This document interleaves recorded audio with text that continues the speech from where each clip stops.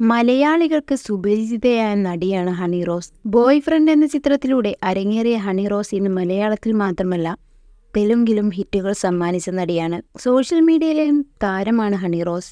താരത്തിന്റെ ഫോട്ടോഷൂട്ടുകളും റീലുകളുമെല്ലാം വൈറലായി മാറാറുണ്ട്. അതുപോലെ തന്നെ ഉദ്ഘാടന വേദികളിലെയും നിറഞ്ഞ സാന്നിധ്യമാണ് ഹണി റോസ്. ഈ അടുത്ത് അയർലൻഡിലെ ഒരു പരിപാടിയിൽ ഹണി റോസ് പങ്കെടുത്ത സംഭവം വൈറലായി മാറിയിരുന്നു. ഹണിക്കൊപ്പമുള്ള അയർലൻഡിലെ മന്ത്രിയുടെ സെൽഫി വൈറലായി മാറിയിരുന്നു.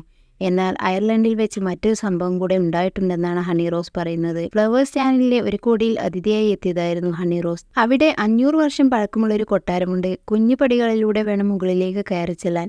ഭയങ്കര ക്യൂ ആണ്. അങ്ങനെ കയറി ചെല്ലുമ്പോൾ മുകളിൽ ഒരു പാറക്കല്ലുണ്ട്. കുനിഞ്ഞു കിടന്നിട്ടൊക്കെ വേണം കാണാൻ. അതിൻ്റെ വീഡിയോ ഞാൻ ഇൻസ്റ്റയിൽ പോസ്റ്റ് ചെയ്തിരുന്നു.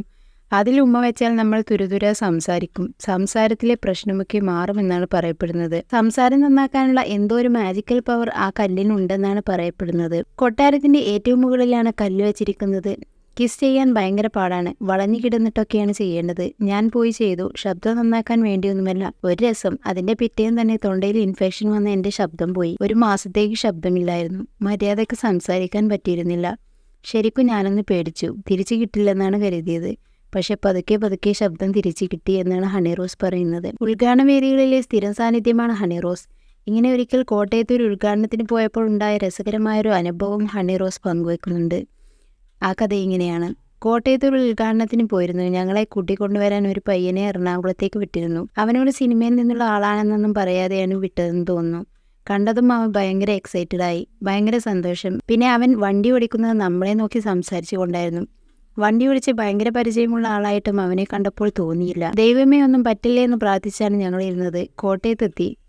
റൂമിൽ പോയി ഡ്രസ്സ് മാറിയിട്ടാണ് ഉദ്ഘാടനത്തിന് പോയത്. പോകുന്ന വഴിക്ക് അവർ വേഗം വരണമെന്ന് പറഞ്ഞു വിളിച്ചു. അതോടെ അവൻ്റെ കയ്യിൽ നിന്നും പോയി.